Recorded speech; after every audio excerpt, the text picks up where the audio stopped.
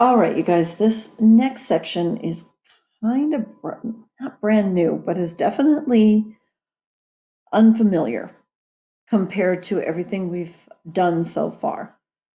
I'm really, really, really going to try to preach the idea that when you have an input, it's always going to be the X. And I want you to try to put yourself into the picture like you are here, like you are able to walk on the X-axis. Try to make it a little better. But the idea is that you're going to walk on that X-axis, okay? And you are going to try to get to this function. So imagine yourself like riding on like a water slide. So we always move left to right, okay? And so take a look. It's like you are imagining how would you get to this point on this slide? Like, woo, like say that was the event. Okay, how would you get to this point right here? Well, first you start at 0, right? And you would walk to here, and then you would have to jump up. Boop. Okay, so in other words, we're always doing an input. We're always saying, hey, okay, when X equals whatever, what is Y? And that's how you get to that point. Okay, to get to this point, the input is 2. The output is 0. Okay, input is always, what the heck? Come on, pen. The input is always going to be the X, and the Y is going to be the output. So when it says finding an output of a function from its graph, okay, output, think Y, value. Wow. Okay, let me see if I can do this. Let me see. Sorry, I switched my computer to tablet mode, and it's kind of cool. I didn't know my computer did this, like, ever. So I just discovered this. So Y value. Okay. Think about that as the Y value. So it says the graph of a function f is shown below. Okay, it could be called anything. You guys don't get hung up on this meaning function. It could be called G, H, Q, R, who cares? It could be called anything. Think of this as the fun ride because it starts with an F. Fun. Woo! Okay. All right, find the function of 0. The function of 0. That really means, and this is the part in your notes that you might want to write down. That means find the Y value or output when X equals 0. See, X is equal to 0. F of X means you plug in X and you spit out F of X. Okay, the function is dependent on the X. Okay, so I know I'm taking a long time to explain this, but the thing is that once you kind of get the idea that the function is dependent on X, everything starts to become a lot clearer. Okay, we're talking about F jumping up to F no matter where we go. So the output of 0, what's the output of 0? We'll go to 0 and go, how would I get on this graph? I'd have to go down -4. Okay, so F of 0 is -4. I want to do a couple more just so you get the idea. Okay, what is F of 2? Take a look. You go, oh, I'm going to walk 2 on the x-axis. Okay, it's 0. Okay, what is F of -1? Okay, start at 0, go to -1, and look, it's 0 again. Okay, what about F of 3? You try that. You guys, when I'm giving you notes, if you ever want to try to challenge yourself, what I highly recommend is that you pause the notes, try to figure it out yourself. I don't want to put the pause in the notes because that would make them really long, but I want you guys to try to do that. So F of 3, you go boom, boom, boom. You go to 3, like pop, pop, pop. Here I am at 3. I want to get on the graph. What do I got to do? I got to go down. Okay, that is -3. Okay, all right. Finding inputs and outputs of a function from its graph. So now they're going to add inputs, okay? the graph of the function g is shown. So now we're calling this g, and this is super curvy. It's like, woo, okay, still imagine that you're on it, okay? It's a water slide, very steep water slide, and you'd probably die right here, but whatever. Okay, get the idea. All right, so it says the graph of the function g is shown below. For one value of, find one, let's try circling the verb, Ms. Baca, so you know what you're doing. Find one value of x for which g of x or y equals 3. When I say function, you say y. Function, y. Okay, this is a function. So what it's saying is find one value of x for which the function is equal to 3. That means where you jumped up to 3. Now, where does that happen? Right here. Okay, but they're not asking you about y. They're asking you what is the x for that. So you go, oh, how far would I have had to walk to get to here? 2. I would have had to walk to 2. Okay, so x equals 2 for that. Or if you want to put g of 2 equals 3. That makes more sense. Find g of 1. Okay, to find g of 1, you need to just walk to 1. Start here and walk to 1 and go, where am I on this graph? Oh, I'm at 0. So g of 1 is equal to 0. All right, domain and range from the graph of a discrete relation.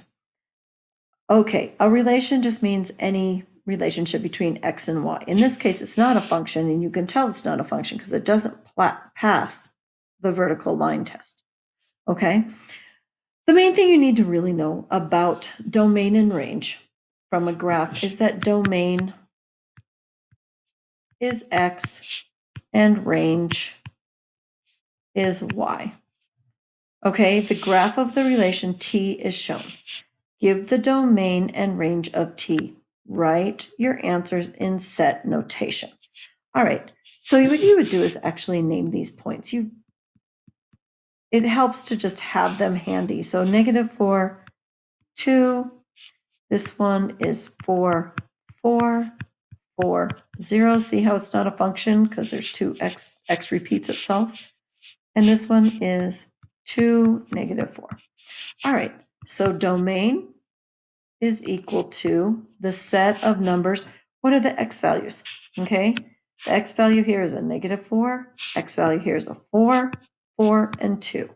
So if we list it from left to right, from least to greatest, it's -4, 2, and 4. That's what all the x values are. We don't care if they repeat. We only list it once. Range.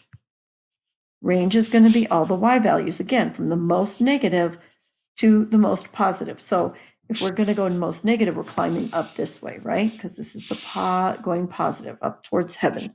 Okay. You had me last semester, you know what I'm talking about. All right, so look, we're going to go -4, and then it goes up here. This value is 0.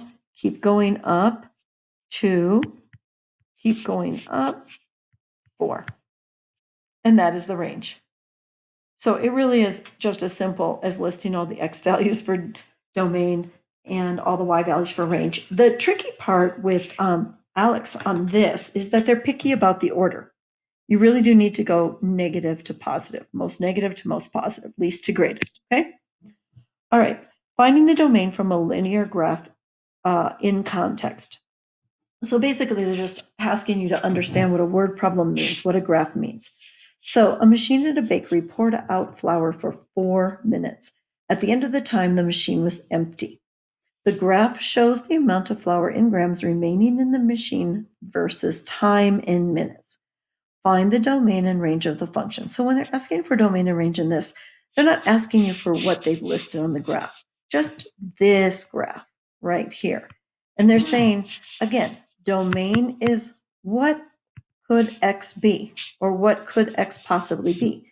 And you could see that x, if you stay here on 0, you have a value if you jump up. If you go here, you have a value. You keep having values, keep jumping up until you get to here. So the domain is going to be from 0 to 2. Okay, how does it want us to do this? It says write your answers as inequalities. Ooh, I like that. Okay, using X or Y as appropriate, or you may instead click on empty set or all reals as the answer. Okay, so here we go. The domain is going to be this. It's going to be X is between, so X is greater than or equal to 0, and X is less than or equal to, let's see, is that 4? I think that's 4. Yes, took 4 minutes. Okay. All right. The range is what Y can be. So Y in this case can be all the way up to here, which is 400, or it could be 0. So Y is between, okay, list the lower limit first, 0 and 400. I know that 400 comes first. It's a negative slope, right? Okay, but that has nothing to do with this. It's talking just about what values could be in this graph. And that's why we get those values. Okay. Next one. Domain and range from the graph of a continuous function. Okay, a continuous function is a function that just keeps going like this. Keeps going. It's continuous. Now, we can also take out pieces of that. It doesn't have to go on for forever. Okay, so a continuous function is where there isn't a break. So let me show you what's not a continuous function. If I can do this. Okay, this is not a continuous function. It's a function because you can still do the vertical line test, but it's not continuous because there's a break. If you have this, and then it ends here, and then all of a sudden it picks up here, and it goes here, this is not continuous because there's a break right here. Get the idea? This one's continuous because it doesn't have any breaks in it. All right? Domain is what X can be, range is what Y can be. I actually put less topics on this one because I think this one can be a little tough sometimes for kids to get because it's a new way of looking at a graph. You're just so used to plotting points, and now they're asking you to be a little bit more, look at it in kind of a different way. So it's saying, what can the domain and range be? Again, domain is X and range is Y. So looking at this function, what can X be? Think of it this way. Where can you walk? Let's walk here on the X-axis. We should always walk left to right, even though I know I mean, typically if we're looking at domain and range, we should always walk left to right and bottom to top on these lines, okay? So as we're walking, how far do we have to walk until we hit a value? And that happens right here. Boom. So now look at the solid dot. You see that? That solid dot means that could be equal to that. This open circle means it cannot. Okay, so the way we're gonna, it says write, this is why I gave it to you using this. It says write the domain and range of G using interval notation. All right, we need to learn interval notation. Interval notation is kind of, well, it's very common in calculus. And so they've sent it down to algebra 2 level so you guys can get used to it. Okay, it's used parentheses and it uses brackets and commas. So let me explain. This, okay, means the parentheses, the curved parentheses basically means like open circle, not equal to. Okay, it's like, in other words, like here it is at 2. Do you see? It can go super close to 2. You can go to 1.99999999999 to infinity, and you never can hit 2. So we would use an open circle to say, hey, we're not going to hit 2. Okay, that means not equal to. When you use a bracket, it is equal to. Okay, we separate the left side. I'm going to call it the left limit. That's a new word for you. And right limit by a comma.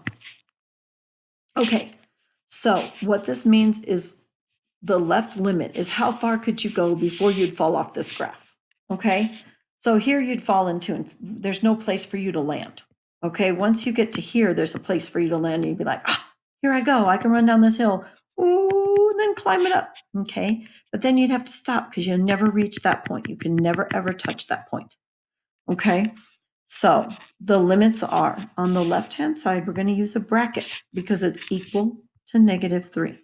Then we're going to put a comma, and then we're going to keep walking. Oh, look, I can jump down to the graph from here. I keep walking on my X. I keep going to the right on my X. Oh, look, I keep going. I can jump up now. Before I was jumping down. Now I'm jumping up. But what's my limit? My limit is going to be here at 2. I'm going to have to stop at 2. But I'm going to put a parentheses to show that I can't actually reach 2. If you ever have a continuous function that continues to infinity, infinity is always going to be loopy circles. I mean, not loopy circles, parentheses, okay? Because you can't reach infinity, all right? So let's talk about this one. So this is the domain. Now, what is the range? Start walking from the bottom. I'm going to erase some of my marks just because, so we can see better. Okay, start crawling up here. Where do you hit the first point? And it's right here. This is, think of it as how deep is the pool. Like if this were a pool and this is where you could jump off, whee, and then you were jumping off and you're trying to hit the bottom. Okay, this is you flying through the air. Woo, this is your arms. Okay, this is your legs. Woo, you don't have very good form. Okay, there you go. I'm reaching. Okay, this is how deep the pool would be. Okay, so the lower level, how deep it would be, is -5. And look, it can be -5. So we put a bracket, -5. Then we're going to keep going up. Okay, we still have values. We still have values for y until we get to where? Where do we end? How high does it go? It only goes to 4, but it doesn't reach 4. So we put a parentheses. Okay. This is the one that you definitely want to try to put yourself in the picture. It's so much easier, I think. Okay. Last one. Again, put yourself in the picture. We're going to be talking about increasing, decreasing, or constant. I didn't get to give you guys my whole little lecture about slopes and the little man, okay, climbing up the stairs and falling down the stairs. But here's the thing. A positive slope is increasing. Why is it increasing? Because you are going, remember, a slope is equal to the change in y over the change in x. Well, you're going up, you are increasing, and you are increasing. Did I put the change? I said x and I literally wrote y. That was weird. Brain, please work. Okay, so you are increasing in direction in the y and you're increasing in direction on the x. That's why it's positive and it looks like this. Okay, positive slope, positive slope, positive slope. For those of you that heard my little man with the slope story, it's when he is climbing. Okay, so if you're climbing a hill, that's a positive slope. That is increasing. Okay, constant. Constant means there's no change in slope. It's when the graph goes flat, when m equals 0. Okay, think about that. How do you name a horizontal line that we talked about yesterday? We said y equals whatever. Let's say y equals 4, something like that. Notice the mx is gone because m is 0. That's why it's flat. There's no slope. All right. Decreasing is a negative slope. So again, when the change of y and the change of x are different. So maybe we're going down in the y and we're going up in the x. So as x is increasing, y is decreasing. Basically, it was when the graph looks like this. Some kind of negative. left to right. I usually make you guys do this with your hands. This is a positive slope with your right hand because remember, we are a Judeo-Christian society. Right hand is good, left hand is bad. So this is a positive slope with your right hand up. Negative slope is going to be the other direction with your left hand. Remember, people did not like left-handies. At some point, they make them right with their right hand. Thought they were evil. Okay, that's silly, but this is your negative slope. See? Positive slope, negative slope. All right, so here we go. It's asking you, put yourself in the picture. Okay, think about the little man. Hey, this is a great little illustration for my little man. Okay. If you're in the picture, or if the little man's in the picture, what are you doing from A to B? It says, use the graph to determine the behavior of the function between the indicated points. And here you go, A to B. What is the graph doing? What are you doing from A to B?